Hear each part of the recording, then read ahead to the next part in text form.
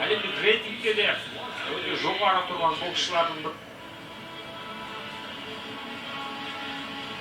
Дәл қазір IBF интерконтиненталь титул 28 минут атаковать.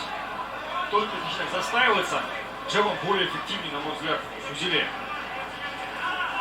Вот неплохо было. ең алдымен осы джебтен айналып өте алса, ортаға шықса біраз қиыншылықтар тудырады. Заурбек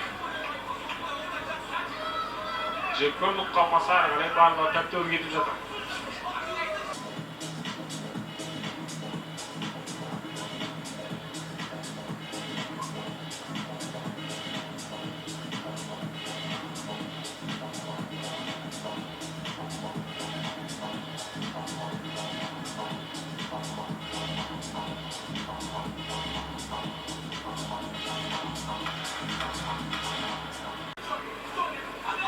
Здесь намного лучше будет эффективен в клинче.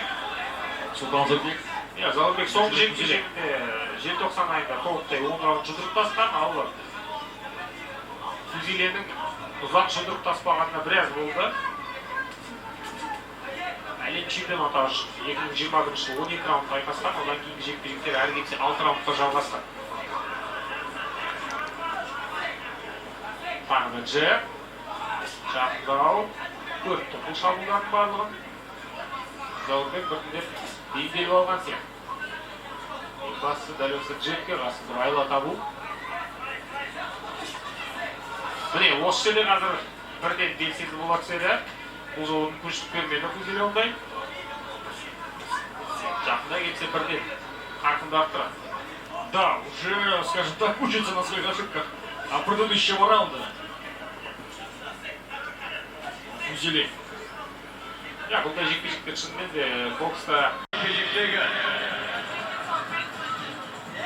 Құрметті достар, бокс жанкүйерлері ендеше бір ауыздан чемпион атанған. Ladies and gentlemen, please welcome Champion Султан Заурбек!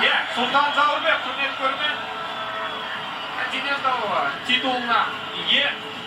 Алдағы уақытта енді толыққанды әлем чемпионы